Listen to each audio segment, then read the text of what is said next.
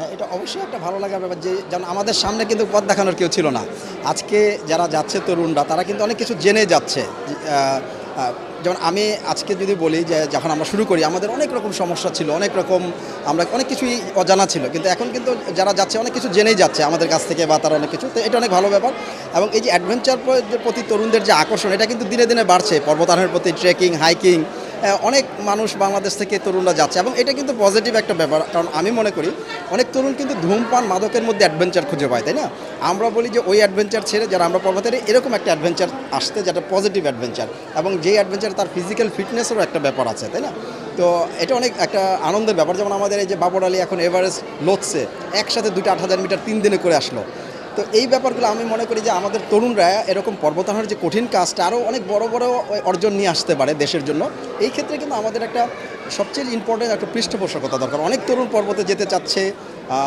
একসময় আমরা যে ঘর কোনো বাঙালি মানে ভেতো বাঙালি যে সেই অপবাদ কিন্তু গুছিয়ে আমরা কিন্তু এগিয়ে যাচ্ছি এবং আমাদের কিন্তু পর্বতারোহী দেশ হিসাবে বাংলাদেশে একটা পরিচিতি বিশ্বের কাছে তুলে ধরছি আমরা। দিন শেষে কিন্তু আমরা বাংলাদেশকে প্রতিনিধিত্ব করি।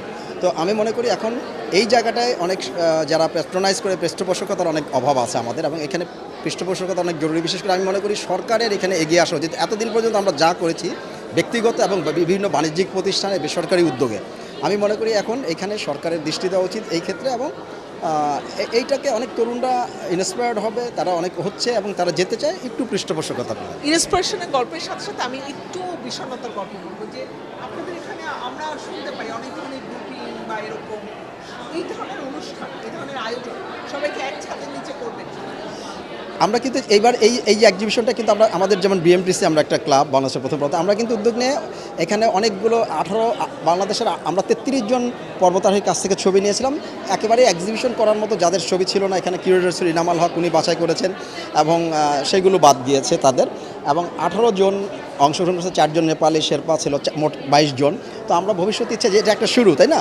আমরা ইচ্ছা আছে যে আমরা একই প্ল্যাটফর্মে আরও যারা পর্বতে যান তাদের ছবি প্রদর্শনী করার আরও অন্যান্য অ্যাক্টিভিটি, যাতে অনেকে তো পর্বতে যেতে পারে না, তারা হয়তো আমাদের এই ছবিটা দেখে তারা একটু বুঝলো যে আমাদের পর্বতারোহীদের জীবন কেমন, তারা কী করে ওইখানে।